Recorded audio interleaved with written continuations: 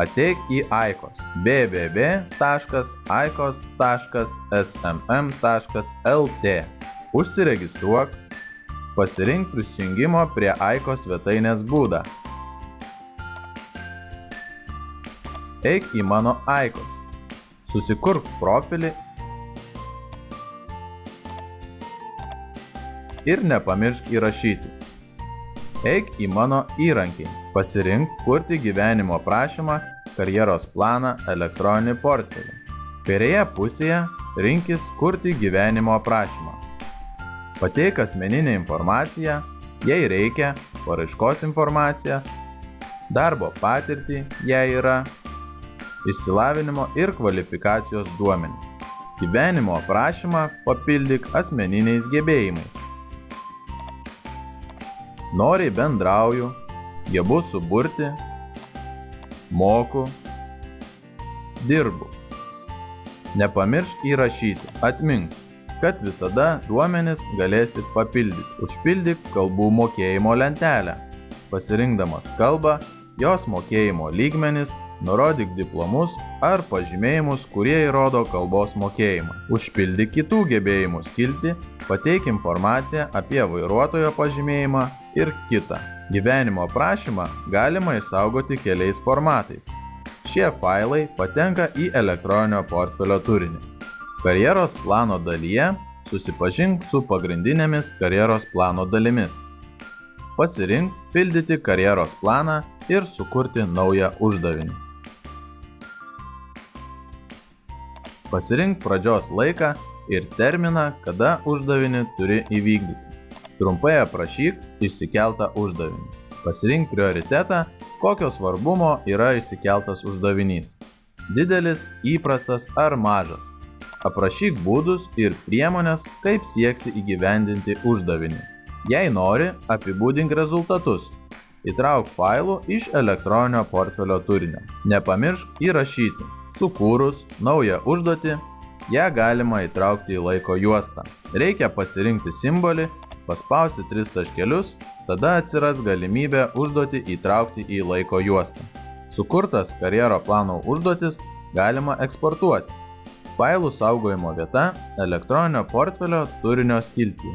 Jei nori elektroninėme portfelė turėti savo psichologinį portretą, reikia užpildyti psichologinio portreto skiltį. Pasirink įvesti psichologinio portreto informaciją. Užpildyk pateiktas grafas, nepamiršk įrašyti. Argi šiuolaikinis žmogus gali gyventi nesusikūrę savo elektroninio portfelio? Aikos svetainėje kuriamą elektroninį portfelį sudaro 2 dalys – elektroninio portfelio turinys ir elektroninio portfelio puslapiai ir viešinimas. Elektroninio portfelio turinys – tai failų saugykla, iš kurios kuriamas elektroninis portfelis atsižvelgiant į tikslus, kurių siekiama. Elektroninio portfelio turinyje yra sukurto gyvenimo aprašymo eksportuoti failai. Čia galima kurti ir įkelti naujus dokumentus, pasirinkti reikiamą dokumentą ir jį konvertuoti į kitus formatus. Kaip sukurti savo elektroninio portfelio puslapį. Galime turinio skiltyje pasirinkti kurti naują ir pasirinkti dokumento tipą kurti OneNote bloknotą. Būtina dokumentą informatyviai pavadinti, nes skirtingiems tikslams gali būti kuriami skirtingi elektroniniai portfeliai. Pavyzdžiui, kuriu brandos darbo elektroninį portfelį.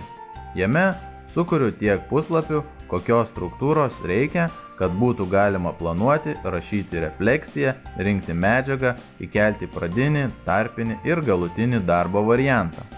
Aikos galima kurti ir socialinės pilietinės veiklos aplanką portfelį arba OneNote puslapyje arba tiesiogiai kurti elektroninio portfelio puslapį. Pasirinkus redaguoti elementą, galima naudotis viršutinės eilutės įrankiais ir kurti savo puslapį. Galima pasirinkti teksto maketas ir kurti puslapio struktūrą. Į puslapį galima įterpti įvairių tipų failus, tik nereikia viršyti 2 MB. Sukūrus puslapį būtina išsaugoti, puslapio viršuje dešinėje pusėje spaudžiu įrašyti. Kai turiu sukurtą elektroninį portfelį, galiu paviešinti pagal susitarimą mokytojui, klasės draugams, tėvams. Einu į skiltį elektroninio portfelio puslapiai ir viešinimas. Pasirenku redaguoti norimo portfelio puslapį. Eilutėje paviešinta skaityti įrašau elektroninio pašto adresus, su kuo noriu bendrinti, kam noriu suteikti teisę redaguoti. Būtinai laikausi viešinimo rekomendacijų. Geras elektroninio portfelio puslapis gali padėti prisistatyti, pademonstruoti geriausius gebėjimus. Sėkmės kuriant elektroninius portfelius atitinkančius pasirinktus tikslus.